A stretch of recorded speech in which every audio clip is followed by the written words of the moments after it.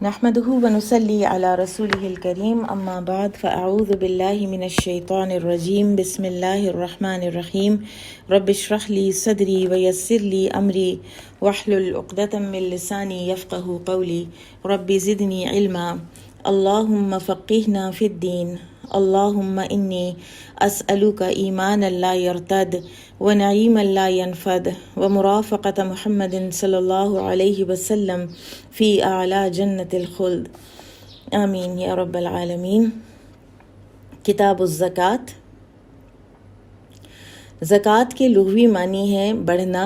نشو و نما پانا اور پاکیزہ ہونا۔ اور زکوٰۃ کو زکوٰۃ اس لیے کہتے ہیں کہ اس سے زکوٰۃ دینے والے کا مال مزید بڑھتا ہے، جیسا کہ اللہ سبحانہ و تعالیٰ قرآن میں فرماتے ہیں وَيُرْبِ الصَّدَقَاتِ، کہ اللہ تعالیٰ صدقات کو بڑھا دیتے ہیں۔ سورۃ البقرہ آیت 276 ہے۔ اور نبی صلی اللہ علیہ وسلم کا فرمان ہے کہ صدقہ مال میں کمی نہیں کرتا، یہ صحیح مسلم کی حدیث ہے۔ تو لہٰذا زکوٰۃ مال کو بڑھاتی ہے اور مال کو پاک بھی کرتی ہے۔ ایک تو اس کو حلال کر دیتی ہے، یعنی جو باقی ریمیننگ ہوتا ہے وہ حلال ہوتا ہے، پاکیزہ ہوتا ہے، اور دوسرے یہ زکوٰۃ دینے والے کو یعنی صاحب مال کو بخل سے اور گناہوں سے اور برے اخلاق سے بچا لیتی ہے، پاک کر دیتی ہے، جیسا کہ اللہ سبحانہ و تعالیٰ نے قرآن میں فرمایا خذ من اموالہم صدقہ تطہرہم وتزکیہم بہا، سورہ التوبہ آیت نمبر 103۔ آپ صلی اللہ علیہ وسلم ان کے مالوں سے صدقہ لیں جس کے ذریعے آپ انہیں گناہوں سے پاک کر دیں اور ان کے اجر اور مال میں اضافہ کریں، یعنی دونوں چیزیں یہاں پر آ گئیں زکوٰۃ کے حوالے سے۔ اس کے علاوہ بھی زکوٰۃ کا جو لفظ ہے وہ مختلف مقامات پر پاکیزگی کے لیے قرآن میں استعمال ہوا ہے۔ مثلا سورہ الشمس کی آیت نمبر 9 میں قد افلح من زکاہا، اسی طرح سورۃ الاعلیٰ آیت نمبر 14 میں قد افلح من تزکا، اور سورہ النجم آیت 32 میں فلا تزکوا انفسکم، اپنے نفسوں کا تزکیہ نہ بیان کیا کرو، اپنے آپ کو پاکیزہ قرار نہ دیا کرو۔ شرعی تعریف کیا ہے زکوٰۃ کی؟ ایسا حق جو مال میں واجب ہے، جسے کسی فقیر یا اس کی مثل اس جگہ پر جس کو شریعت نے متعین کیا ہے تو ایسے کسی شخص کو ادا کر دیا جائے، ٹھیک ہے، تو اس کو زکوٰۃ کہتے ہیں کہ مال میں سے واجب حق کسی بھی ایسے مصرف میں لگا دیا جائے جس کو شریعت نے جائز قرار دیا ہے، اور اس کو زکوٰۃ کہتے ہیں۔ اور زکوٰۃ جو ہے یہ سونے پر، چاندی پر، مال تجارت پر، اور اس کے علاوہ نقد پر، سونے اور چاندی کے برابر اگر نقد موجود ہے تو اس پر بھی زکوٰۃ لگتی ہے، عائد ہوتی ہے۔ زکوٰۃ سن 2 ہجری میں رمضان کی فرضیت سے پہلے فرض ہوئی تھی، اور بعض نے یہ کہا ہے کہ فرض تو مکہ ہی میں ہو گئی تھی، لیکن تفصیلی احکام اس کے جو ہیں وہ مدینہ میں سن 2 ہجری میں نازل ہوئے، اللہ عالم۔ پھر یہ ہے کہ یہ سیونگ پر ہوتی ہے زکوٰۃ، اور سیونگ پر ہونے کے ساتھ ساتھ یہ اس سیونگ پر 1 سال گزر جانے پر ہوتی ہے، اور 1 سال گزر جانے پر زکوٰۃ 2.5% فرض ہو جاتی ہے، پھر وہ نکالنی ہی نکالنی ہے، نہ نکالنے والا جو ہے وہ گناہگار ہوگا۔ اب ہم احادیث شروع کرتے ہیں، اور ساتھ ہی جو ایکسپلینیشن آتی گئی انشاءاللہ اس کو دیکھتے جائیں گے۔ باب وجوب الزکاۃ وقول اللہ تعالی، اور اللہ سبحانہ و تعالیٰ کا یہ فرمان وَأَقِیمُوا الصَّلَاةَ وَآتُوا الزَّکَاةَ، کہ نماز قائم کرو اور زکوٰۃ ادا کرو۔ قرآن میں بارہا نماز اور زکوٰۃ اکٹھے آئے ہیں، تقریباً 82 مقامات ہیں کہ جن کے اوپر زکوٰۃ کا تذکرہ نماز کے ساتھ آیا ہے، جو کہ اس کی پھر امپورٹنس کو مزید ہائی لائٹ کرتا ہے۔ وقال ابن عباس رضی اللہ عنہما، اور ابن عباس رضی اللہ عنہما فرماتے ہیں، قال حدثنی ابو سفیان رضی اللہ عنہ فذکر حدیث النبی صلی اللہ علیہ وسلم، کہ مجھے ابو سفیان رضی اللہ عنہ نے یہ بتایا اور پھر انہوں نے وہ حدیث بتائی ساری، فقال، اور پھر انہوں نے کہا، یہ وہی بات ہے کہ جو ابو سفیان نے ہرقل کے دربار میں کہی تھی، یأمرنا بالصلاۃ والزکاۃ والصلۃ والعفاف، کہ رسول اللہ صلی اللہ علیہ وسلم ہمیں حکم دیتے ہیں نماز کا، زکوٰۃ کا، رشتوں کو جوڑ کے رکھنے کا، صلہ رحمی کا، والعفاف، اور پاک دامنی کا یا سوال نہ کرنے کا۔ تو زکوٰۃ جو ہے یہ ارکان اسلام میں سے ہے، اور یہ نماز کے قریب ہے، کیونکہ نماز جو ہے اسی کے ساتھ اس کا بارہا ذکر قرآن کے اندر آیا ہے۔ بعض علماء اس طرف گئے ہیں کہ جو تارک زکوٰۃ ہے وہ بھی پھر کافر ہو جاتا ہے، لیکن یہ ایک ایکسٹریم ہے اوپینین، یہ کہا جاتا ہے کہ امام احمد بن حنبل کا یہ اوپینین تھا، لیکن صحیح یہی ہے جو احادیث سے بھی ثابت ہے کہ زکوٰۃ ادا نہ کرنے والا کفر میں تو نہیں چلا جاتا، دائرہ اسلام سے خارج نہیں ہو جاتا، لیکن بہت بڑا گناہ ہے جو وہ کرتا ہے۔ اب وہ کفر میں کیوں نہیں جاتا، اس کی دلیل کیا ہے؟ اس کی دلیل یہ ہے کہ نمبر 1، نبی صلی اللہ علیہ وسلم نے فرمایا کہ جو بھی سونے اور چاندی رکھنے والا ہے اور وہ اس کا حق ادا نہیں کرتا اس میں سے، تو پھر نبی صلی اللہ علیہ وسلم نے اس کے عذاب کا ذکر فرمایا، اور یہ کہ اللہ تعالیٰ اس کی پکڑ کریں گے، اور پھر فرمایا پھر اس کو اس کا راستہ دکھا دیا جائے گا، یا تو جنت کی طرف اور یا آگ کی طرف۔ تو یہاں پر اگر وہ کافر ہو جاتا ہو تو پھر جنت کی طرف راستہ دکھائے جانے کا تو کوئی احتمال باقی ہی نہیں رہتا۔ تو لہٰذا ایک دلیل یہ دی گئی ہے کہ جو زکوٰۃ نہ دینے والا ہے وہ دائرہ اسلام سے خارج نہیں ہوتا، لیکن یہ ایک بہت بڑا عظیم گناہ ہے، اور اس کا بہت بڑا عذاب ہونے والا ہے قیامت کے دن، الا ماشاء اللہ۔ پھر دوسری ایک اور جو دلیل دی جاتی ہے کہ مانعین زکوٰۃ یا جو زکوٰۃ نہیں دیتے لوگ وہ کافر نہیں ہو جاتے، تو وہ دلیل یہ ہے کہ صحابہ کرام اعمال میں سے کسی چیز کو بھی کفر نہیں سمجھتے تھے سوائے نماز کے ترک کرنے کو۔ اور جو زکوٰۃ کا وجوب ہے انسان کے اموال میں، اس کی بہت بڑی عظیم حکمتیں ہیں اسلامی شریعہ میں،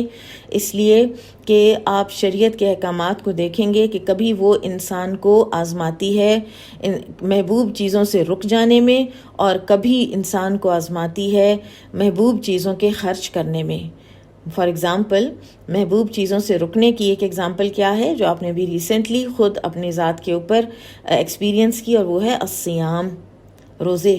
کہ انسان اپنے آپ کو پینے سے، کھانے سے، نکاح سے اور بہت سی چیزوں سے اپنے آپ کو روکتا ہے، وہ چیزیں جو اس کو محبوب ہوتی ہیں۔ اور اسی طرح سے محبوب چیز خرچ کرنے کی مثال کیا ہے شریعت میں؟ زکوٰۃ، کہ انسان اپنے مال کو پسند کرتا ہے، محبت کرتا ہے، اور اس کی دلیل اللہ سبحانہ وتعالیٰ کے اپنے اس فرمان سے ہمیں ملتی ہے کہ انسان کو مال سے محبت ہوتی ہے۔ سورۃ العادیات آیت نمبر 8 میں اللہ سبحانہ وتعالیٰ فرماتے ہیں وَإِنَّهُ لِحُبِّ الْخَيْرِ لَشَدِيدٌ، کہ انسان اپنی مال کی محبت میں بڑا شدید واقع ہوا ہے۔ اسی طرح سے سورہ الفجر آیت نمبر 20 میں اللہ سبحانہ وتعالیٰ کا فرمان ہے وَتُحِبُّونَ الْمَالَ حُبًّا جَمًّا، اور تم لوگ پسند کرتے ہو، محبت کرتے ہو مال سے بہت محبت، اور اس کو بہت جمع کر کر کے جوڑ کے تم رکھتے ہو۔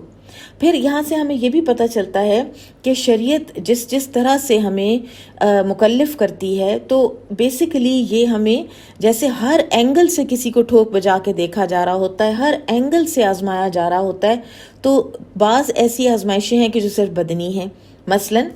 الصلاۃ، نماز کا فرض ہونا ہمارے لیے بدنی عبادت ہے صرف، اور جیسا ہماری استاذہ محترمہ کہتی ہیں کہ نماز کے بارے میں ہم کہتے ہیں نا کہ نماز اللہ کا حق ہے، تو وہ کہتی ہیں کہ مجھے تو ایسے لگتا ہے کہ نماز بندے کا حق ہے، کیونکہ بندہ اپنے نفس کا حق اس میں ادا کر رہا ہوتا ہے. بندہ اپنا وضو کرتا ہے تو اپنے آپ کو گناہوں سے پاک کرتا ہے، بندہ اللہ کی حمد و ثنا بیان کر کے دعائیں کرتا ہے تو اپنے ہی لیے کرتا ہے، جو کچھ کرتا ہے اپنے لیے کرتا ہے. لیکن بہرحال یہ بدنی عبادت ہے. پھر زکوٰۃ جو ہے یہ محض مالی عبادت ہے، اور حج جو ہے وہ بدن اور مال دونوں کو ملا کر کی جاتی ہے عبادت، تاکہ اللہ سبحانہ و تعالیٰ اچھی طرح سے یہ جان لیں کہ کون اللہ کا مطیع فرمان ہے اور اللہ اور اس کے رسول کے اوامر کا اور نواہی کا، اور کون جو ہے وہ اپنی خواہش کے پیچھے چلتا ہے، کون اپنی ہوائے نفس کے پیچھے چلتا ہے.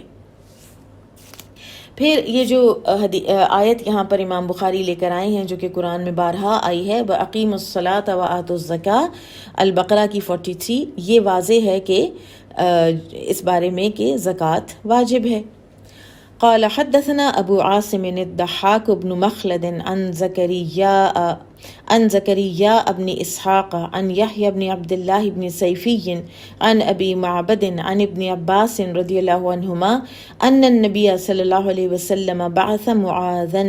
کہ نبی صلی اللہ علیہ وسلم نے معاذ رضی اللہ تعالیٰ عنہ کو مبعوث کیا الی الیمن، یمن کی طرف. فقال،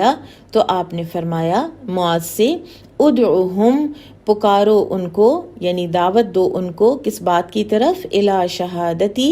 اس گواہی کی طرف، اللہ الہ الا اللہ، کہ نہیں ہے کوئی معبود مگر اللہ، وانی رسول اللہ، اور یہ کہ میں اللہ کا رسول ہوں. فانہم اطاعوا لذالک، پھر اگر وہ اطاعت کریں اس بات کی، اس بات پر آ جائیں، فَأَعْلِمْهُمْ أَنَّ اللَّهَ قَدْ افْتَرَضَ عَلَيْهِمْ، تو پھر انہیں سکھاؤ کہ بے شک اللہ تعالیٰ نے فرض کیا ان پر 5 صلوات، 5 نمازیں، فی کل یوم و لیلہ، ہر دن میں اور رات میں. فَإِنْهُمْ أَطَاعُوا لِذَلِكَ، پھر اگر وہ اس کی بھی اطاعت کر لیں، فَأَعْلِمْهُمْ، پھر انہیں سکھاؤ، أَنَّ اللَّهَ افْتَرَضَ عَلَيْهِمْ صَدَقَةً فِي أَمْوَالِهِمْ، کہ بے شک اللہ تعالیٰ نے فرض کیا ان پر صدقہ ان کے مالوں میں، تؤخذ من اغنیائہم، جو لیا جائے گا انہی کے امیروں سے، وترد علی فقرائہم، اور وہ لوٹایا جائے گا انہی کے فقراء کو. یہاں پر اس حدیث میں بہت کچھ ہمیں سیکھنے کو ملتا ہے. پہلی بات یہ کہ نبی صلی اللہ علیہ وسلم کا صحابہ کرام کو بھیجنا مختلف مقامات پر، مختلف علاقوں میں، کہ تاکہ وہ لوگوں کو اللہ کی طرف بلائیں. اللہ کی طرف بلانا جو ہے یہ ایک ایسا کام ہے کہ جو اسٹیٹ کے لیول پر نبی صلی اللہ علیہ وسلم نے کر کے دکھایا، اور یہ امام پر واجب ہے کہ وہ ایسے بندوبست کرے کہ لوگوں کو اللہ کی طرف اور اسلام کی طرف بلائے. اور نبی صلی اللہ علیہ وسلم کو اللہ سبحانہ و تعالیٰ نے قرآن میں سورہ النحل آیت 125 میں اس بات کی تلقین کی، ادعو الی سبیل ربک بالحکمت والموعظۃ الحسنہ، کہ آپ پکاریے اپنے رب کے راستے کی طرف حکمت کے ساتھ اور عمدہ نصیحت کے ساتھ. اور یہ جو معاذ رضی اللہ تعالیٰ عنہ کو نبی صلی اللہ علیہ وسلم نے مبعوث کیا ہے یمن کی طرف، تو یہ تھا ربیع الاول سن 10 ہجری، اور آپ جانتے ہیں نا کہ ربیع الاول سن 11 ہجری میں نبی صلی اللہ علیہ وسلم کی وفات ہو گئی. اور بعض اور روایات میں ہمیں پتہ چلتا ہے نا کہ نبی صلی اللہ علیہ وسلم نے معاذ رضی اللہ تعالیٰ عنہ سے کہا بھی تھا کہ اے معاذ، مجھے لگتا ہے کہ اس کے بعد شاید تم مجھ سے نہ مل سکو، اور میں تم سے محبت کرتا ہوں. اور بہت ہی وہ ایک ایسے دل کو ٹچ کرنے والی جو ہے یہ حدیث ہے. اور ایک صحابی کے ساتھ جب جدا ہو رہے ہیں نبی صلی اللہ علیہ وسلم، اور یہ کہ دنیا میں دوبارہ شاید ملاقات نہ ہو، تو اس کا ایک اظہار محبت کا آپ صلی اللہ علیہ وسلم نے کیا ہے. اس حدیث سے یہ بھی پھر پتہ چلتا ہے، اس اظہار محبت سے، کہ اگر آپ کو کسی سے محبت ہے تو آپ کو اس کا اظہار کر دینا چاہیے. پھر اسی طرح سے دین کے لحاظ سے اگر کسی سے آپ کو محبت ہے، ٹھیک ہے، اس کو غلط مت سمجھیے گا پلیز. پھر ایک اور چیز جو اس حدیث سے ہمیں پتہ چلتی ہے وہ ہے التدرج فی الدعوت الی اللہ، اللہ سبحانہ و تعالیٰ کی طرف پکارنے میں تدریج، اسٹیپ بائی اسٹیپ پکارنا، سب سے پہلے سب سے اہم، پھر اس کے بعد نیکسٹ لیول، اس کے بعد نیکسٹ لیول. تو سب سے اہم چیز کی طرف پہلے بلاؤ، کلمہ توحید کی طرف، اور نبی صلی اللہ علیہ وسلم کی رسالت پر ایمان کی طرف بلاؤ. اگر وہ اس پر پہلے پکے ہو جائیں گے نا، پھر ان پر 5 نمازیں ان کو بتانا تم پر فرض ہیں دن اور رات میں. پھر اسی طرح سے اگر وہ اس پر جب پکے ہو جائیں گے تو پھر انہیں بتانا کہ تم پر زکوٰۃ فرض کی گئی ہے. تو یہاں پر اسلام کا یہ ایک بہت خوبصورت ایک طریقہ ہے کہ لوگوں کو آہستہ آہستہ اس سسٹم کے اندر لے کر آیا جاتا ہے. اب ایک سوال یہاں پر یہ اٹھتا ہے کہ کیا آج فار ایگزامپل اگر کوئی کانورٹ اسلام لاتا ہے تو کیا ہم اس کو بھی تدریج کے ساتھ احکامات بتائیں گے؟ تو اس میں جو میجورٹی جو کنٹمپریری اسکالرس کی رائے ہے وہ کہتے ہیں کہ نہیں، یہ وہ وقت تھا کہ جب ارد گرد کفر تھا، اور جب ایک کانورٹ اسلام لاتا ہے تو اس کو تو قرآن مکمل، حدیث مکمل، اسکالرز، مسلم کمیونٹی، ہر کچھ ملتا ہے. تو لہٰذا اس کو اب آپ یہ نہیں کہ آپ تدریج کریں گے، لیکن اگر ایسے ہی کوئی حالات ہو جائیں، ایسی ہی کوئی کمیونٹی ہو، کوئی جہاں پہ ارد گرد کفر ہی کی فضائیں ہوں، نسل در نسل سے چلی آ رہی ہوں، تو ہو سکتا ہے کہ اس وقت بھی کوئی علماء اس کی اجازت دے دیں، لیکن جنرلی جو یہ ہے کسی کانورٹ کا اسلام لانا، اس پر یہ ایپلیکیبل نہیں ہے. پھر اسی طرح سے اس حدیث سے ہمیں زکوٰۃ کے وجوب کا پتہ چلتا ہے، جس کے لیے امام بخاری اس حدیث کو یہاں پر لائے ہیں. فَأَعْلِمْهُمْ أَنَّ اللَّهَ افْتَرَضَ عَلَيْهِمْ صَدَقَةً، ان کو یہ بتا دو کہ اللہ تعالیٰ نے تم پر صدقہ فرض کیا ہے. اب جہاں فرض کا لفظ آ گیا نا، تو پھر صدقہ سے مراد زکوٰۃ ہو گئی، کیونکہ ہر طرح کا صدقہ تو فرض نہیں ہے. ٹھیک ہے، تو اور پھر اس سے یہ بھی پتہ چلتا ہے کہ اگر زکوٰۃ جو ہے فرض ہے، اس کے لیے اپنا ایک لفظ موجود ہے، لیکن اس کے لیے بھی اگر صدقہ کا لفظ استعمال کر لیا جائے تو اس میں کوئی حرج نہیں ہے. جیسا کہ سورہ التوبہ آیت نمبر 60 میں اللہ سبحانہ و تعالیٰ نے یہ زکوٰۃ کے مصارف بتائے ہیں، لیکن فرمایا کیا ہے؟ انما الصدقات للفقراء والمساکین، کہ صدقات جو ہیں وہ اس کیٹیگری کے لیے ہیں، اور صدقات سے یہاں مراد زکوٰۃ ہے، کیونکہ فریضۃ من اللہ کہا گیا ہے کہ یہ فرض ہے اللہ تعالیٰ کی طرف سے. پھر ایک اور بہت اہم بات، اور وہ یہ ہے کہ زکوٰۃ کا تعلق، وہ اس حدیث سے ہمیں پتہ چلتا ہے کہ زکوٰۃ کا تعلق مال سے ہے، انسان سے نہیں. ٹھیک ہے، نبی صلی اللہ علیہ وسلم نے فرمایا فی اموالہم، ان کے مالوں میں سے میں زکوٰۃ واجب ہے. اب وہ مال چاہے کسی نابالغ بچے کا ہو، چاہے کسی مجنون دیوانے کا ہو، مال میں سے زکوٰۃ نکالنا اس کے گارڈینز کا فرض ہو جائے گا. اس کے برعکس نماز جو ہے وہ انسان کے اوپر فرض ہے، تو وہ انسان اگر مجنون ہے یا بچہ ہے تو اس کے اوپر وہ فرض نہیں ہوگی، لیکن زکوٰۃ جو ہے وہ مال میں سے نکالنی ہوتی ہے. ٹھیک ہے، اس کو کلیئر کر کے رکھیے، کیونکہ یہ بہت ایک بڑا ایشو ہے یہاں پر، کہ بہت سے لوگ آ کر یہ سوال کرتے ہیں کہ ہمارے پاس اتنا اتنا سونا ہے، اور اگر ہم وہ بچوں کے نام پہ کر دیں اور بچے ابھی بالغ نہیں ہیں، اور یا پھر ہم ان کو بانٹ دیں بچوں کو، اور رہے گا وہ ہماری ہی ملکیت میں، لیکن ہم نے نیت کر لی ہے کہ یہ بچوں کی ہے تاکہ زکوٰۃ اس پر سے ہٹ جائے. تو بیسیکلی بات یہ ہے کہ جب تک وہ آپ کی ملکیت میں ہے، اور پھر یہ کہ وہ اتنا ہے نصاب کے اوپر پورا اترتا ہے کہ اس پر زکوٰۃ لگے، تو پھر آپ کو زکوٰۃ اس کی دینی ہے. یہ ہیلے بہانے کر کے ہم کیا کرتے ہیں؟ ہم اپنا جو ہے اپنی نظر میں، اپنی کوتاہ نظری میں ہم یہ سمجھتے ہیں کہ ہم اپنا فائدہ کر رہے ہیں، ورنہ در حقیقت ہم اپنا فائدہ ہرگز نہیں کر رہے ہوتے، ہم تو اپنا نقصان کر رہے ہیں. کیونکہ زکوٰۃ سے جو مال نے بڑھنا تھا، جو اللہ تعالیٰ نے اس میں برکتیں ڈالنی تھی، ہم تو اس سے اپنے آپ کو محروم کر رہے ہیں. پھر اسی طرح سے جو اموالہم ہے، ویسے تو یہ ہر طرح کے مال کی طرف اشارہ کر رہا ہے. انسان کا مال تو بہت کافی کچھ چیزوں میں ہوتا ہے، اس کے کپڑے بھی ہوتے ہیں، اس کی کتابیں بھی ہوتی ہیں، اس کی بہت سی چیزیں ہوتی ہیں، لیکن یہاں پر مراد مخصوص مال ہے جس میں زکوٰۃ ہے، جو کہ میں نے پہلے بتایا آپ کو، سونا، چاندی، اس کے برابر کی یا نقد رقم، سامان تجارت. پھر اسی طرح سے مویشیوں میں بھی زکوٰۃ ہے، اونٹوں میں ہے، گایوں میں ہے، بکریوں میں ہے، اور یہ وہ بہیمۃ الانعام، وہ ڈومیسٹک اینیملز کے جو چرتے ہیں خود سے، جنگل میں جا کے چرتے ہیں، ٹھیک ہے، جن کو آدمی خود جن کے چارے پر خرچ کرتا ہے، ان کا چارہ خریدتا ہے، ان کو لا کر دیتا ہے، تو ان پر زکوٰۃ نہیں ہے۔ اور پھر اسی طرح سے جو کچھ زمین میں سے نکلتا ہے، جو غلہ، جو پھل نکلتے ہیں، ان میں سے کچھ ایسے ہیں کہ جن پر زکوٰۃ ہے، اور اس زکوٰۃ کو عشر کہتے ہیں۔ اور عشر جو ہے یہ اگر تو کوئی بارانی زمین ہے، یعنی بارش سے سیراب ہوتی ہے، زمیندار کو پانی کا ایفرٹ نہیں کرنا پڑتا، اس پر خرچ نہیں کرنا پڑتا، تو اس میں سے تو عشر ہے 10واں حصہ۔ اور اگر کوئی نہری زمین ہے کہ جس کو زمیندار خود سیراب کرتا ہے، جس کے بجلی کے بل دیتا ہے، ٹیوب ویل لگاتا ہے اور محنت کرتا ہے، کبھی اس کی پانی کی باری آتی ہے، کبھی نہیں آتی، تو ایسے میں اس کے جو عشر کی جو پرسنٹیج ہے، جو پروپورشن ہے، وہ کتنا کر دیا گیا ہے؟ 20واں حصہ، ٹھیک ہے، اس کو کم کر دیا گیا ہے۔ پھر اسی طرح سے زکوٰۃ جو ہے یہ اغنیائہم، امیروں پر واجب ہے۔ اب امیر آدمی کون ہے؟ امیر آدمی زکوٰۃ کی نسبت سے وہ ہے کہ جو نصاب تک پہنچا ہوا ہو، جس پر زکوٰۃ بن جاتی ہے۔ اور وہ نصاب کیا ہے؟ نصاب ہے، آپ آگے آپ حدیث میں پڑھیں گے بھی، لیکن عام جو ہماری سب کانٹیننٹ کی جو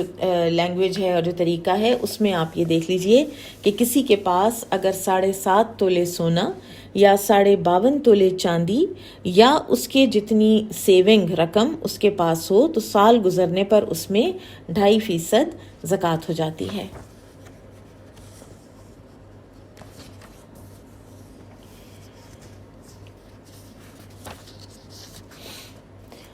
پھر ایک اور جو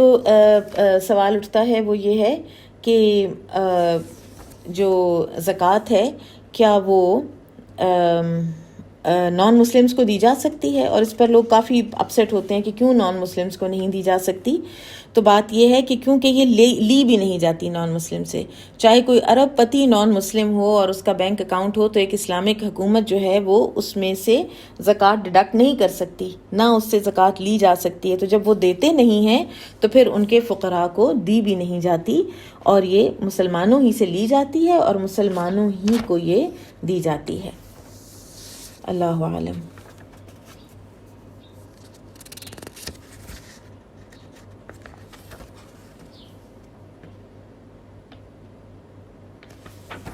آگے دیکھتے ہیں اگلی حدیث۔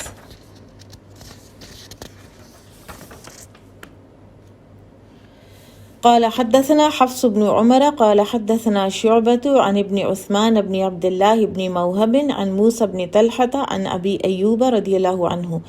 ان رجلا قال للنبی صلی اللہ علیہ وسلم، کہ ایک آدمی نے نبی صلی اللہ علیہ وسلم سے کہا، اخبرنی، مجھے خبر دیجئے، بعمل، ایک ایسے عمل کی، یدخلنی الجنہ، جو مجھے داخل کر دے جنت میں۔ قالا، لوگ کہنے لگے، ما لہو ما لہو، اس کو کیا ہو گیا، اس کو کیا ہو گیا، یعنی لوگوں کو ایسے لگا کہ یہ کتنا بڑا سوال ہے جو اس نے کر دیا۔ اور بعض اوقات ابھی بھی ایسے ہوتا ہے نا، اسٹوڈنٹس بیٹھے ہوتے ہیں، کسی ایک کا کوئی اگر ذرا جرت والا سوال ہوتا ہے یا اگر کوئی ریپیٹ ہی کر لیتا ہے تو باقی سب جو ہیں وہ اپسیٹ ہو رہے ہوتے ہیں کہ کہیں استاد اپسیٹ نہ ہو جائے یا ڈسٹرب نہ ہو جائے، تو یہ کیسا سوال کر دیا، اس کی کیا ضرورت تھی۔ تو نبی صلی اللہ علیہ وسلم نے کیا فرمایا؟ وقال النبی صلی اللہ علیہ وسلم، تو نبی صلی اللہ علیہ وسلم نے فرمایا، اربن ما لہو، حاجت ہے اس کی، یہ ہے اس کو، یعنی ٹھیک پوچھ رہا ہے وہ، یہ اس کی حاجت ہے، وہ جنت میں داخل ہونا چاہتا ہے، تو وہ اس لیے پوچھ رہا ہے کہ کون سا عمل مجھے جنت میں داخل کرے گا۔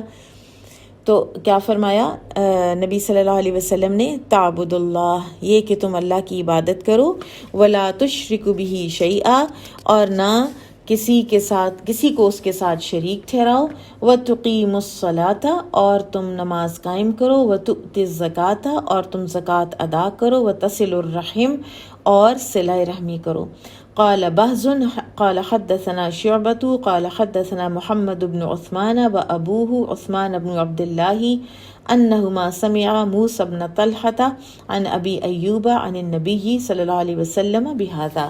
اور یہاں پر امام بخاری ایک اور جو سند ہے وہ لے کر آئے ہیں، قال ابو عبداللہ اخشا ان یکون محمد غیر محفوظ انما هو عمر، اور یہ بھی سند کے حوالے سے ایک راوی کے بارے میں امام بخاری اپنی رائے کا اظہار کر رہے ہیں۔ تو یہاں پر آپ دیکھیے کہ پیچھے جو معاذ رضی اللہ تعالیٰ عنہ والی حدیث ہے یمن والی، اس میں بھی اور اس میں بھی اس میں نہ روزے کا ذکر ہے اور نہ ہی حج کا ذکر ہے، اور اس میں نہیں ہے ذکر روزے کا بھی اور حج کا بھی۔ تو اس کی کیا وجہ ہے؟ تو اس میں جو پچھلی بات تھی حضرت معاذ والی حدیث کی، تو اس کے بارے میں علماء یہ کہتے ہیں کہ کیونکہ یہ نبی صلی اللہ علیہ وسلم مبعوث فرما رہے ہیں ان کو ربیع الاول میں،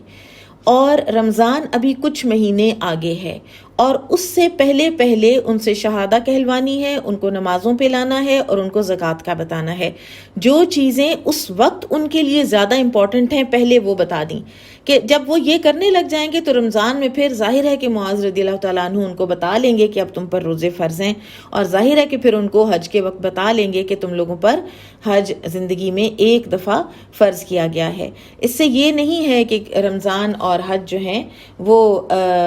کوئی لیس امپورٹنٹ ہیں، وہ بھی ارکان اسلام میں سے ہیں اور کسی صورت بھی لیس امپورٹنٹ نہیں ہیں، لیکن یہاں سے ہمیں حکمت اور زیادہ پتہ چلتی ہے کہ جو امیڈیٹلی کروانے والے کام ہیں ان کو پہلے کروا دیا جائے، اور ایک بمبارڈمنٹ جو ہے وہ بالکل بھی نہیں کی گئی۔ اور اسی طرح سے یہ جو آدمی ہے جس نے پوچھا ہے کہ مجھے کوئی ایسی بات بتائیں کہ جو مجھے جنت میں داخل کرے، تو آپ صلی اللہ علیہ وسلم نے اس کو وہ چیزیں بتائی ہیں کہ جو وہ کر سکتا ہے۔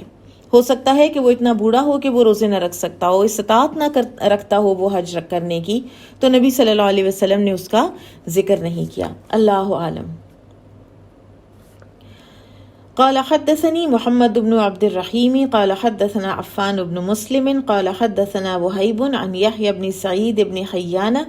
عن أبي زرعة عن أبي هريرة رضي الله عنه أن أعرابيا ایک اعرابی أتى النبي صلی اللہ علیہ وسلم آیا نبی صلی اللہ علیہ وسلم کے پاس، فقال تو اس نے کہا، دلنی مجھے آگاہ کیجیے، علی عمل ایک ایسے عمل کی طرف، اذا عملتہ جب میں وہ کر لوں، دخلت الجنہ تو میں جنت میں داخل ہو جاؤں۔ قال تو آپ نے فرمایا، تعبد اللہ اللہ کی عبادت کرو، لا تشرک بہ شیئا اور اس کے ساتھ کسی کو شریک نہ ٹھہراؤ، وتقیم الصلاۃ المکتوبہ اور تم قائم کرو فرض نماز، وتؤدی الزکاۃ المفروضہ اور تم ادا کرو فرض زکوٰۃ، وتصوم رمضان اور تم روزے رکھو رمضان کے۔ قال تو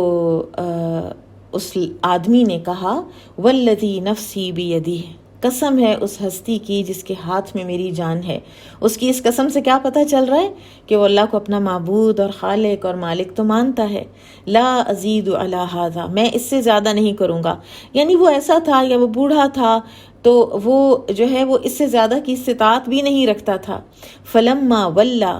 تو جب وہ لوٹا پلٹا، قال النبی صلی اللہ علیہ وسلم تو نبی صلی اللہ علیہ وسلم نے فرمایا، من سرہ جس کو یہ بات خوش کرے، ان ینظر الی رجل کہ وہ دیکھے ایک ایسے آدمی کو، من اہل الجنہ جو جنت والوں میں سے ہے، فلینظر الی ھذا تو پھر وہ اس آدمی کو دیکھ لے۔ یہ ہوتا ہے جنتی آدمی جو اپنے فرائض کو پورا کرتا ہے۔ سبحان اللہ، جنت کے 100 درجے ہیں یا اس سے بھی زیادہ ہیں، اللہ عالم، ہم نہیں جانتے۔ بعض حضرت عائشہ رضی اللہ تعالیٰ عنہ اور بعض علماء کے نزدیک جنت کے اتنے درجات ہیں جتنی قرآن کی آیات ہیں، اس لیے کہ حدیث میں آتا ہے کہ آدمی سے کہا جائے گا قرآن پڑھنے والے سے کہ پڑھتا جا اور جنت کی منزلیں چڑھتا جا، اور جہاں تیری قرات ختم ہوگی وہیں تیری جنت کی منزل ہوگی۔ اور درجات ایسے ہیں کہ ایک درجے والے دوسرے درجے والوں کو ایسے دیکھیں گے جیسے زمین والے آسمان کے ستاروں کو دیکھتے ہیں۔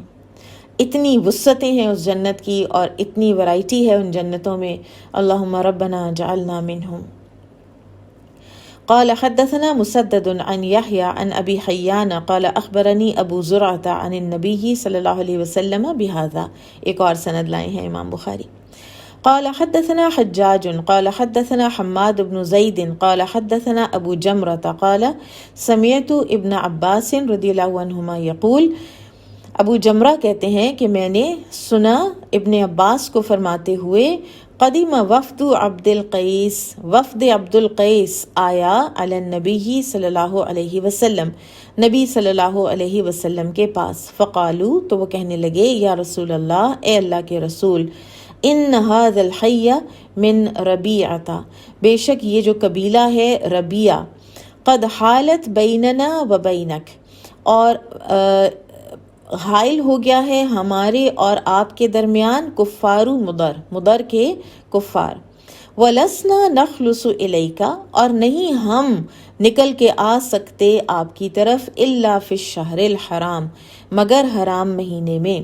فَمُرْنَا بِشَيْءٍ، تو ہمیں حکم دیجئے کسی بات کا، نَأْخُذُهُ عَنْكَ، جو ہم لے لیں آپ سے، وَنَدْعُو إِلَيْهِ مَنْ وَرَاءَنَا، اور ہم پکاریں اس کی طرف ان کو جو ہمارے پیچھے قبیلے کے لوگ ہیں، یعنی واپس جا کے ہم لوگوں کو یہ بتائیں۔ قال، آپ صلی اللہ علیہ وسلم نے فرمایا، اب یہاں پر آپ دیکھیں کہ رسول اللہ صلی اللہ علیہ وسلم ہر طرح کی دعویٰ کر رہے ہیں، جہاں جس کی جو ضرورت ہے اس کے مطابق آپ نے اپنی دعویٰ کا پیٹرن بنایا ہے۔ لوگ آ کے کوئی کہہ رہا ہے مجھے کچھ بتا دیں کہ میں جنت میں چلا جاؤں، وہ اکیلا ایک بوڑھا آدمی آیا ہے اگر تو اس کو بھی بتایا ہے۔ پھر اسی طرح سے یہ قبیلے والے آئے ہیں، ایک جینوئن ایکسکیوز اپنی دی ہے، تو آپ صلی اللہ علیہ وسلم نے ان کو بیسک باتیں بتا کر ان کو بھیج دیا ہے کہ ہاں ٹھیک ہے، تم لوگوں کی جینوئن ایکسکیوز ہے، تم لوگ جاؤ، واپس جاؤ، اور یہ باتیں جو ہیں یہ وہاں پر بتاؤ اپنے لوگوں کو۔ قال، آپ نے فرمایا، آمرکم باربع، میں حکم دیتا ہوں تمہیں 4 چیزوں کا، وانہاکم عن اربع، اور میں منع کرتا ہوں تمہیں 4 چیزوں سے۔ اور حکم کن 4 چیزوں کا دیا؟ الایمان باللہ، اللہ پر ایمان، و شہادتی اللہ الہ الا اللہ، اور شہادہ کہ اللہ کے سوا کوئی معبود نہیں، الہ نہیں، و عقد بیدہ ھکذا، اور پھر اپنے ہاتھ سے اس طرح آپ نے بتایا، و اقام الصلاۃ، اور نماز کا قائم کرنا، و ایتاء الزکاۃ، اور زکوٰۃ کا دینا، و ان تؤدوا خمس ما غنمتم، اور جو مال غنیمت تمہیں ملے اس کا 5واں حصہ جو ہے وہ ادا کرنا ہے، و انہاکم، اور میں تمہیں منع کرتا ہوں، عن الدباء والحنتم والنقیر والمزفت، دبا، حنتم، نقیر اور مزفت سے۔ اب یہ 4 کیا چیزیں ہیں؟ یہ وہ برتن ہیں کہ جن میں اہل عرب نبیذ بناتے تھے، اس میں کشمش یا انگور یا کھجور جو ہے وہ بھگو کے رکھتے، اوور نائٹ رکھتے یا 1-2 دن کے لیے رکھتے، اور پھر اس کو پی لیتے۔ تو اس میں بعض اوقات کیونکہ عرب کا موسم بہت گرم تھا تو اس میں بعض اوقات نشہ بھی آ جاتا تھا، اور وہ شراب کسی کیفیت، وہ چیز سکر کسی کیفیت اختیار کر لیتی تھی۔ تو نبی صلی اللہ علیہ وسلم نے ان برتنوں میں بھی کھانے پینے سے منع ابتدا میں کیا تھا کہ جو اس چیز کی یا تو یاد دلائیں اور یا ان میں سے شراب کی اسمیل بھی آئے۔ تو بعد میں آپ صلی اللہ علیہ وسلم نے جب ایمان میں پختگی آ گئی لوگوں کے، تو پھر برتن جو ہیں ان کو استعمال کرنا کی اجازت دے دی تھی۔ اور یہ جو حرام مہینے ہیں یہ کون سے ہیں؟ 4 ہیں یہ، اور 3 لگاتار ہیں، ذوالقعدہ، ذوالحجہ اور محرم، اور یہ لگاتار آتے ہیں، اور اس میں لوگوں کے لیے ایک وسعت اور آسانی پیدا ہو جاتی تھی، اور تاکہ لوگ آرام سے آئیں اور حج کریں اور گھروں کو خیر خیریت سے لوٹیں۔ اور 4تھا مہینہ جو ہے یہ رجب کا تھا، جمادی الثانی اور شعبان کے درمیان، اور اس میں اہل عرب جو ہیں یہ عمرہ کرنے آیا کرتے تھے، تو اس کو بھی حرام قرار دیا، اور یہ ایسے ہی چلا آ رہا تھا نسل در نسل اہل عرب میں۔ اور ان حرام مہینوں میں کوئی قتل و غارت نہیں ہوتی تھی، کوئی ان کو لوٹتا نہیں تھا، لوٹ مار نہیں ہوتی تھی، رازنی نہیں ہوتی تھی، تو لہٰذا اسی میں یہ سیفلی ٹریول کر سکتے تھے۔ اور جہاں تک یہ مال غنیمت کا تعلق ہے تو اس کا حکم سورہ الانفال میں آیا تھا، اور اسی طرح سے یہ جو برتن ہیں ان کے بعد میں نبی صلی اللہ علیہ وسلم نے فرمایا تھا، فَاشْرَبُوا فِي الْأَسْقِيَةِ كُلِّهَا، تم اب پی لیا کرو ہر قسم کے برتن میں، وَلَا تَشْرَبُوا مُسْكِرًا، لیکن جو نشہ آور چیز ہے اس کو تم نے نہیں پینا۔ اور یہاں پر حدیث کیوں آئی ہے؟ ایتاء الزکاۃ کی وجہ سے، ٹھیک ہے، کہ زکوٰۃ جو ہے کوئی بھی اسلام میں داخل ہوتا تو نبی صلی اللہ علیہ وسلم اس کو اس کا حکم دے دیا کرتے تھے۔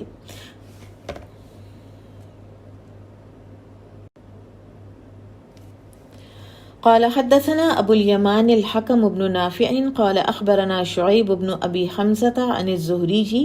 قال حدثنا عبيد الله بن عبد الله بن عتبة بن مسعود ان ابا هريرة رضي الله عنه قال لما توفي رسول الله صلی اللہ علیہ وسلم،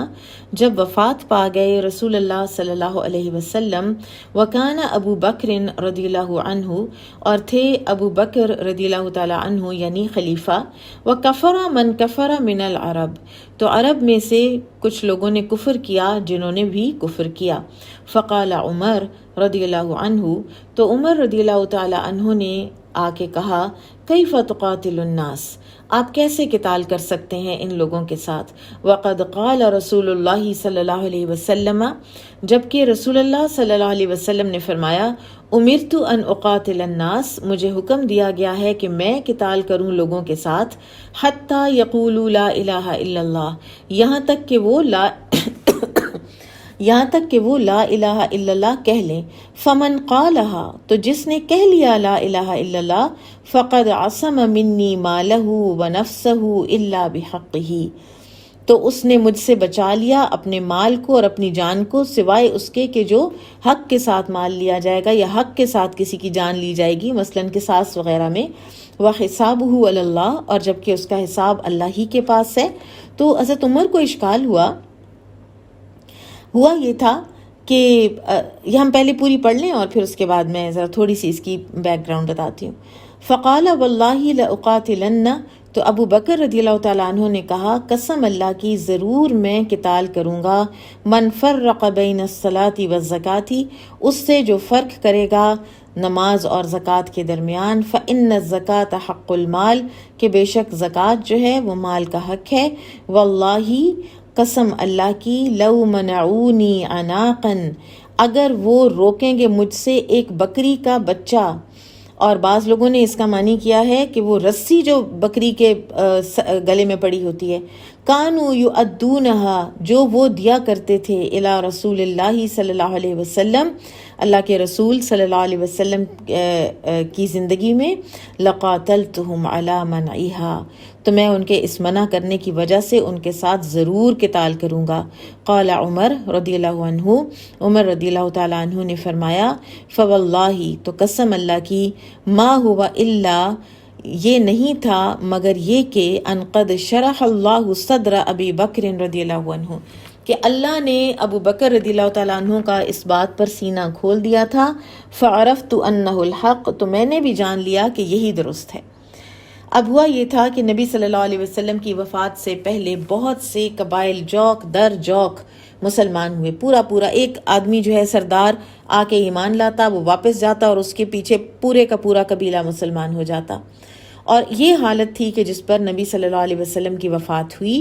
اور آپ کی وفات سے کچھ عرصہ پہلے ہی کچھ فتنہ جو ہے وہ سر اٹھا چکا تھا، اور مسیلمہ کذاب نے آپ صلی اللہ علیہ وسلم کو ایک خط بھی لکھا تھا اور آپ سے اس نے کہا کہ مجھے اللہ تعالیٰ نے آپ کے ساتھ نبی بنا کر شریک کیا ہے، تو آدھی حکومت آپ کی ہے آدھی میری ہے، اور اس قسم کی جو فضول باتیں۔ تو نبی صلی اللہ علیہ وسلم نے اسامہ بن زید کے ساتھ ان کی قیادت میں ایک لشکر جو ہے اس کو روانہ کیا تھا۔ اب ہوا یہ کہ کچھ لوگ جو تھے جو کہ پورے مرتد ہو گئے، جس کو فتنہ ارتداد کہتے ہیں، کچھ لوگ جو ہیں وہ کہنے لگے کہ نہیں، کلمہ وغیرہ تو ہم پڑھتے ہیں لیکن زکوٰۃ ہم نہیں دیں گے، ان کو مانعین زکوٰۃ کہتے ہیں۔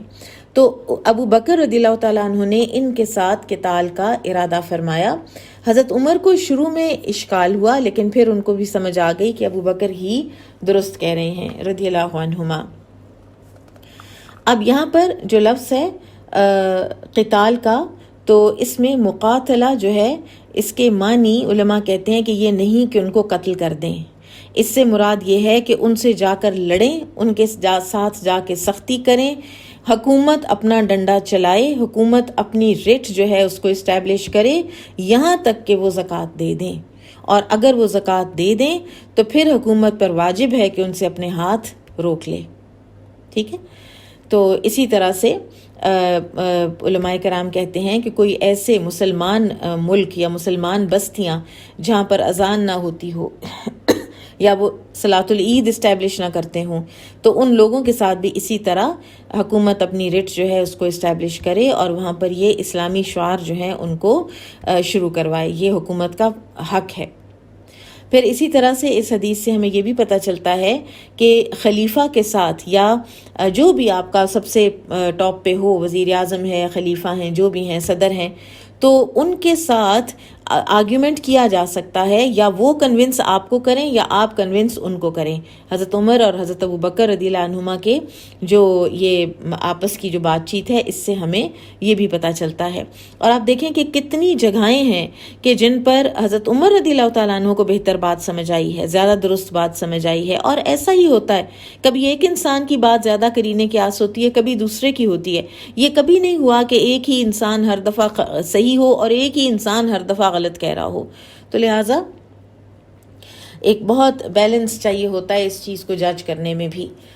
پھر یہ ہے کہ اگر جو زکوٰۃ نہیں دیتے لوگ اور کہتے ہیں کہ ہم نے نہیں دینی، تو ان پر اگر حکومت قدرت حاصل کر لے تو کیا وہ ان پر سختی کر سکتی ہے؟ تو علماء کہتے ہیں کہ جی ہاں، وہ ان پر سختی کر سکتی ہے. اور یہ جو تعزیر بھی حکومت لگائے، چاہے وہ کوئی جسمانی سزا ہے، چاہے وہ کچھ عرصے کے لیے جیل میں ڈالنا ہے، یہ ان کے اپنے اوپر منحصر ہے. باب البیعۃ علی ایتاء الزکاۃ. باب بیعہ کا، بیعہ لینا، پلیج آف الیجنس، بیعت لینا زکوٰۃ کی ادائیگی پر. فَإِن تَابُوا وَأَقَامُوا الصَّلَاةَ وَآتَوُا الزَّكَاةَ فَإِخْوَانُكُمْ فِي الدِّينِ. پھر اگر وہ توبہ کر لیں اور نماز قائم کریں اور زکوٰۃ ادا کریں تو وہ تمہارے بھائی ہیں دین میں. قال حدثنا ابن نمير قال حدثني أبي قال حدثنا إسماعيل عن قيس قال جرير بن عبد الله بايعت النبي صلی اللہ علیہ وسلم. جریر بن عبداللہ کہتے ہیں کہ میں نے بیعت لی نبی صلی اللہ علیہ وسلم کے ہاتھ پر. میں نے بیعت کی نبی صلی اللہ علیہ وسلم کے ہاتھ پر، علی اقام الصلاۃ، نماز قائم کرنے پر، و ایتاء الزکاۃ، اور زکوٰۃ دینے پر، والنصح لکل مسلم، اور ہر مسلمان کی سچی خیر خواہی کرنے پر بھی. تو حدیث تو یہاں پر ایتاء الزکاۃ کی بیع کے لیے آئی ہے، کی وجہ سے آئی ہے، لیکن یہاں پر ایک بہت امپورٹنٹ چیز ہے کہ ہر مسلمان کی خیر خواہی. اور یہ کس حد تک ہوتی تھی کہ ایک صحابی تھے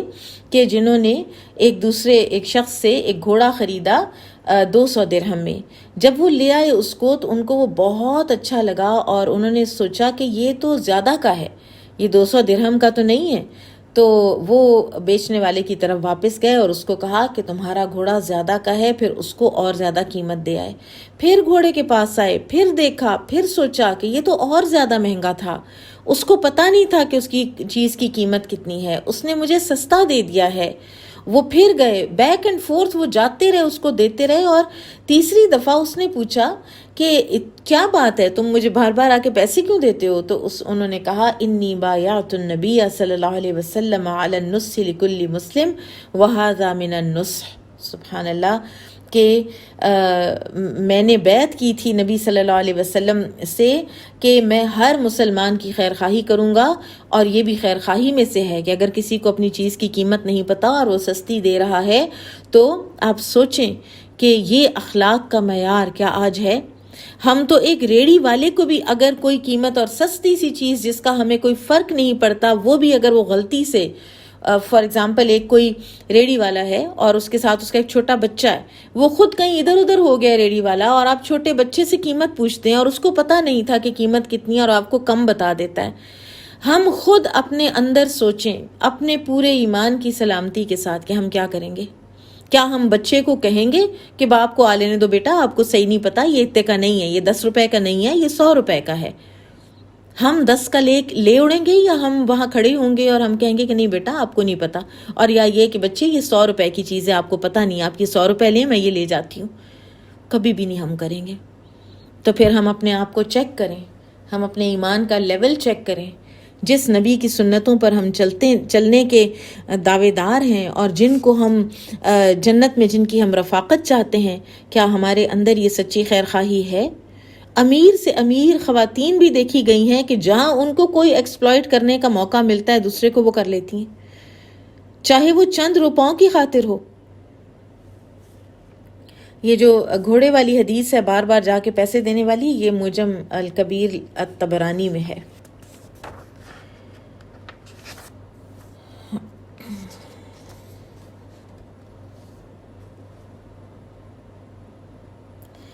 اسی طرح سے ایک صحیح مسلم کی حدیث کا مفہوم ہے کہ نبی صلی اللہ علیہ وسلم نے فرمایا کہ جو کوئی یہ چاہتا ہو کہ وہ آگ سے بچا لیا جائے اور جنت میں داخل کر دیا جائے اور وہ اس حالت میں اللہ کے سامنے لایا جائے جبکہ وہ اللہ اور روز آخرت پر ایمان رکھتا ہو، تو اس کو چاہیے کہ وہ لوگوں کے پاس وہی چیز لے کر آئے جو کہ وہ پسند کرتا ہے کہ اس کے پاس لائی جائے۔ باب اسمی مانع الزکوٰۃ، گناہ زکوٰۃ روک کے رکھنے کا۔ وقول اللہ تعالیٰ، اور اللہ سبحانہ وتعالیٰ کا یہ فرمان، والذین یکنزون الذہب والفضة، اور وہ لوگ جو جمع کر کے رکھتے ہیں، کنز بنا کے رکھتے ہیں سونے اور چاندی کو، ولا ینفقونہا فی سبیل اللہ، اور نہیں خرچ کرتے اس کو اللہ کے راستے میں، فبشرہم بعذاب علیم، تو ان کو خوشخبری دے دو دردناک عذاب کی، یوم یحمى علیہا فی نار جہنم، اس دن جس دن ان کو تپایا جائے گا ان سونے چاندی کو آگ میں جہنم کی، فتکوی بہا، پھر داغے جائیں گے اس کے ذریعے، جباہہم ان کی پیشانیاں، وجنوبہم اور ان کے پہلو، وظہورہم اور ان کی پیٹھیں، ھذا ما کنزتم لانفسکم، اور کہا جائے گا کہ یہ ہے جو تم نے ذخیرہ رکھا، جو خزانہ بنایا، کنز بنایا اپنے لیے، فذوقوا ما کنتم تکنزون، تو چکھو مزہ اس کا کہ جو تم کنز کرتے تھے، جو تم جمع کرتے تھے۔ یہاں پر امام بخاری نے جو باب باندھا ہے اسمی مانع الزکوٰۃ، کہ زکوٰۃ کے روک کے رکھنے کا گناہ، اور اس کی جو انہوں نے دلیل لی ہے وہ اللہ سبحانہ وتعالیٰ کے اس قول سے لی ہے۔ اور کنز جو ہے بیسیکلی شریعت کی اصطلاح میں اس خزانے کو کہتے ہیں، سونے چاندی کے خزانے کو، کہ جس کی زکوٰۃ نہ دی جائے، اور اگر انسان زکوٰۃ دے لیتا ہے تو پھر چاہے وہ ڈھیروں خزانہ ہی کیوں نہ ہو تو پھر وہ کنز نہیں رہتا، ٹھیک ہے۔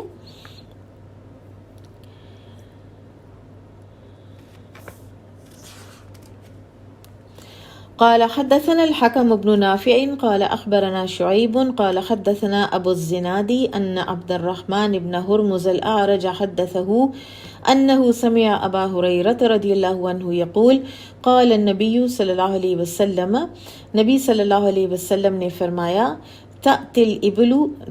الإبل على صاحبها على خير ما كانت إذا هو، آئے گا اونٹ اپنے مالک کے اوپر سوار ہو کر بہتر حالت میں اس سے جو وہ دنیا میں تھا، یعنی زیادہ صحت مند ہو کر، لم یعطی فیہا حقہا، اس کا اس میں حق جو ہے وہ نہیں دیا گیا تھا، یعنی زکوٰۃ جن اونٹوں کی نہیں دی گئی تھی، تطؤہ باخفافہا، اور وہ اس کو اپنے پیروں تلے کچل رہا ہوگا، وتأتی الغنم علی صاحبہا، اور آئے گی بکری اپنے ساتھی کے اوپر سوار، علی خیر ما کانت،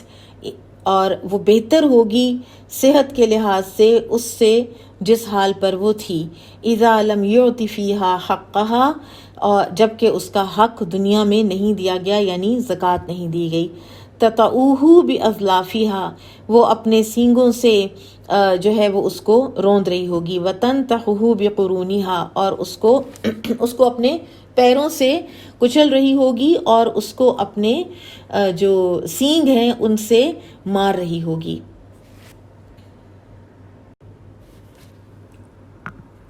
وَمِنْ حَقِّهَا أَن تُحْلَبَ عَلَى الْمَاءِ، اور اس کے حق میں سے ہے کہ اس کا دودھ دوہا جائے پانی پر۔ یہ اب ایک بہت ہی انٹرسٹنگ اور خوبصورت بات ہے، اور اس کے دو طرح سے معنی کیے گئے ہیں. ایک معنی یہ کیا گیا ہے کہ یہ اینیمل رائٹس میں سے ہے، بکری کا یہ حق ہے کہ اس کا دودھ جب دوہا جائے تو اس کو آسانی اس کے لیے کی جائے، اس کو پانی پر لے جایا جائے. آپ دیکھیں جیسے فیڈنگ مدرس بھی ہوتی ہیں تو ان کے لیے بھی یہ ہوتا ہے کہ اگر کوئی جوسز اور پانی وہ پی رہی ہوں تو پھر وہ ڈی ہائیڈریٹ نہیں ہوتی اور ایک وہ جو انرجی جو ڈرین آؤٹ ہوتی ہے وہ نہیں ہوتی. تو بکری کو بھی پانی پر لے جا کر سامنے اس کے پانی ہو، اس کو ضرورت ہو تو وہ پی لے، اس وقت اس کو دوہا جائے. ایک طرف سے تو یہ معنی کیا گیا ہے ایک اینگل سے. دوسرا اینگل اس کا یہ بھی ہے کہ یہ بھی اس کے حق میں سے ہے کہ اگر کوئی فقیر اس وقت آ جائے کہ جب وہ پانی پر ہو وہ بکری، تو اس کو اس وقت بھی دودھ اس کا دوہ لیا جائے اور اس میں سے فقیر کو بھی دے دیا جائے، اور اس لیے کہ وہ محتاج ہے. اللہ عالم، لیکن یہ دونوں معنی کیے گئے ہیں. قال ولا یأتی احدکم یوم القیامت، اور نہ آئے تم میں سے کوئی بھی قیامت کے دن بشاتن، کسی بکری کے ساتھ، یحملھا، وہ اٹھائے ہوئے ہو اس کو، علی رقبتہ، اس کی اپنی گردن پر، لہا یعار، اور وہ منمنا رہی ہو. فیقولوا، اور تم کہو، یا محمد، اے محمد صلی اللہ علیہ وسلم. فاقولوا، تو میں کہوں، لا املک لک شیئا، میں آج کسی چیز کا اختیار نہیں رکھتا تمہارے بارے میں. قد بلغت، میں نے پہنچا دی تھی بات تمہیں. ولا یأتی ببعیر، اور نہ کوئی آئے تم میں سے اونٹ کے ساتھ، یحملہ علی رقبتہ، اور وہ اس کے گردن پر سوار ہو اونٹ، لہو رغاء، اور وہ اپنی آواز نکال رہا ہو، بلبلا رہا ہو. فیقول یا محمد، اور تم کہو اے محمد. فاقول، تو میں کہوں، لا املک لک شیئا، میں کسی بات کا اختیار نہیں رکھتا تمہارے معاملے میں. قد بلغت، میں نے بات پہنچا دی تھی. سبحان اللہ، اتنا سیریس معاملہ ہے جس کو ہم لائٹلی لیتے ہیں، بعض اوقات اپنے نفس کی کمزوری کی وجہ سے، اور بعض اوقات سستی کی وجہ سے، اور بعض اوقات اپنے بخل کی وجہ سے. تو لہٰذا کسی صورت میں بھی زکوٰۃ سے انسان کو غافل نہیں ہونا چاہیے. اس کو پراپر طریقے سے گن کر اپنی زکوٰۃ دیتے رہیں تاکہ قیامت کے دن اس طرح کے ہولناک انجام سے انسان بچ جائے. اعاذنا اللہ من ذلک، آمین. قال حدثنا علي بن عبد الله قال حدثنا هاشم بن القاسم قال حدثنا عبد الرحمن بن عبد الله بن دينار عن أبيه عن أبي صالح السماني عن أبي هريرة رضي الله عنه قال قال رسول الله صلى الله عليه وسلم من آتاه الله مالا، رسول اللہ صلی اللہ علیہ وسلم نے فرمایا جس کو اللہ نے مال دیا، فلم یؤدی زکاتہ، اور پھر وہ اس کی زکوٰۃ نہیں دیتا، مثل لہ، تو شکل بنا دی جائے گی اس کی یوم القیامتی، قیامت کے دن، یعنی قیامت کے دن وہ مال کیا بن جائے گا؟ شجاعن، سانپ، اقرع، گنجا، لہو زبیبتانی، اس کی آنکھوں کی جگہ پر نا دو ایسے ڈاٹس ہوں گے، یطوقہ، وہ ادھر گردن میں توق بنا ہوا ہوگا اس کے، یوم القیامہ، قیامت کے دن. ثم یأخذ بلہزمتیہ، یعنی شدقیہ، پھر وہ اس کو پکڑے گا اس کی باچھوں سے، ادھر اس کو ڈسے گا. ثم یقول، پھر کہے گا، کون؟ وہ سانپ، انا مالک انا کنزک، میں تیرا مال ہوں، میں تیرا خزانہ ہوں. ثم تلا، پھر آپ صلی اللہ علیہ وسلم نے یہ آیت پڑھی، ولا یحسبن الذین یبخلون، آخر تک آپ صلی اللہ علیہ وسلم نے اس آیت کو تلاوت کیا. اب یہ جو سانپ ہے، یہ کتنی ہولناک یہ ایک انجام ہے کسی انسان کا، کہ اور کوتاہی کیا ہے، پورے سال بعد سیونگز پر 2.5% نہیں نکال سکا وہ. سبحان اللہ، لاکھ میں سے 2,500 روپیہ نہیں دے سکا وہ، اتنا بخیل تھا. اب یہ جو الشجاع ہے، یہ شدید ایک جو بڑا اور ہوتا ہے نا زہریلا سانپ، اس کو کہتے ہیں. اور اقرع، گنجا، یعنی سر پر کوئی بال نہیں، اور وہ گنجا ہوگا، علماء کہتے ہیں اپنے زہر کی کثرت سے. اور زبیبتانی، یعنی 2 ڈاٹس ہوں گے، اور یہ جو زبیبہ ہیں، جو دونوں ڈاٹس ہیں، علماء کہتے ہیں کہ یہ ڈاٹس جو ہیں یہ بھرے ہوئے ہوں گے زہر سے. سبحان اللہ، انا للہ و انا الیہ راجعون، اللہ ہمیں بچائے. اور پھر یہ کہ وہ توق بنا ہوا ہوگا، اس کی بادشوں کو ڈس رہا ہوگا اور بول رہا ہوگا انا مالکا انا کنزکا. اس سے زیادہ بڑی حسرت اس گھڑی میں اور کیا ہو سکتی ہے. اللہ تعالی ہمیں بچنے کی توفیق عطا فرمائے. باب ما ادی زکاتہ فلیس بکنز، اور جس مال کی زکوٰۃ دے دی جائے تو وہ کنز نہیں ہوتا، چاہے وہ کتنا بھی ہو. لقول النبی صلی اللہ علیہ وسلم، نبی صلی اللہ علیہ وسلم نے فرمایا لیس فی ما دون 5 اواق صدقہ، کہ 5 اوقیہ سے کم میں زکوٰۃ نہیں ہے. وقال احمد بن شبیب بن سعید قال حدثنا ابی عن یونس عن ابن شہاب عن خالد بن اسلم قال خرجنا مع عبد اللہ بن عمر رضی اللہ عنہما فقال اعرابی، یہ کہتے ہیں خالد بن اسلم کہ ہم نکلے عبداللہ بن عمر رضی اللہ عنہما کے ساتھ، تو ایک اعرابی نے کہا اخبرنی عن قول اللہ، مجھے خبر دیجئے اللہ کے اس قول کے بارے میں، والذین یکنزون الذہب والفضة، اور وہ لوگ جو جمع کرتے ہیں سونا اور چاندی، ولا ینفقونہا فی سبیل اللہ، اور وہ اس میں اللہ کے راستے میں خرچ نہیں کرتے. قال ابن عمر رضی اللہ عنہما، ابن عمر رضی اللہ عنہما کہتے ہیں من کنزہا، جس نے اس کو کنز بنا کے رکھا، فلم یؤدی زکاتہا، اور نہیں پھر اس نے اس کی زکوٰۃ ادا کی، فویل لہ، تو اس کے لیے ہلاکت ہے. انما کان ھذا، بے شک یہ قبل ان تنزل الزکاۃ، یہ اس سے پہلے تھا کہ جب زکوٰۃ کا حکم نازل ہوا. فلما انزلت جعلها اللہ طہرا للاموال، پھر جب زکوٰۃ کا حکم نازل ہو گیا تو پھر اللہ تعالیٰ نے زکوٰۃ کو لوگوں کے مال کی طہارت کا ایک ذریعہ بنا دیا. یعنی پہلے یہی سمجھا جاتا تھا کہ خزانہ یا پیسہ اکٹھا کیا ہی نہیں جا سکتا، لیکن جب زکوٰۃ کا حکم آ گیا تو آپ دیکھیں کہ زکوٰۃ کا تو نصاب ہے 7.5 تولے سونے سے کسی کے پاس ہوگا تو وہ زکوٰۃ دے گا نا. زکوٰۃ کے حکم کا ہونا اس بات کیا کی دلیل ہے کہ مال اپنے پاس رکھا جا سکتا ہے، سیونگز اپنے پاس رکھی جا سکتی ہیں. ٹھیک ہے، اسی طرح سے وراثت کا حکم اس بات کی دلیل ہے کہ آپ کوئی چیز اپنے عزیز و اقارب کے لیے، اپنی اولاد کے لیے چھوڑ کے جا سکتے ہیں. آپ کے پاس کچھ ہوگا تو آپ کی وراثت کا قانون لاگو ہوگا نا. ٹھیک ہے، تو لہٰذا اسلام ایک بہت بیلنسڈ دین ہے. یہ نہیں کہتا کہ آپ اپنے پاس کبھی بھی کچھ بھی نہ رکھیں، لیکن یہ کہتا ہے کہ اس میں سے دوسروں کا حق نکالیں. قال حدثنا اسحاق بن يزيد قال اخبرنا شعيب بن اسحاق قال الاوزاعي قال اخبرني يحيى بن ابي كثير ان عمرو بن يحيى بن عمارة اخبره عن ابيه يحيى بن عمارة بن ابي الحسن انه سمع ابا سعيد رضي الله عنه يقول قال النبي صلى الله عليه وسلم ليس فيما دون 5 اواق صدقة، 5 اوقیہ سے کم میں صدقہ نہیں ہے، یعنی زکوٰۃ نہیں ہے. وليس فيما دون 5 ذود صدقہ، 5 اونٹوں سے کم میں بھی زکوٰۃ نہیں ہے. تو کسی کے پاس 5 یا اس سے زیادہ اونٹ ہوں گے تو وہ زکوٰۃ دے گا نا. ولیس فیما دون 5 اوسق صدقہ، اور 5 وسق سے کم میں بھی زکوٰۃ نہیں ہے. اور یہ جو 5 اوقیہ ہے یہ 40 درہم، علماء نے کہا ہے کہ اس سے مراد 40 درہم ہیں چاندی کے. اور باقی جو پھر اس کے مطابق جو نصاب بنایا گیا ہے، جو میں نے آپ کو پہلے بھی بتایا، 7.5 تولے سونا یا 52.5 تولے چاندی. اور یہ جو سونا ہے یہ 24 کیرٹ 7.5 تولے ہوگا، اور اس کے مطابق پھر زکوٰۃ ہوگی. ٹھیک ہے،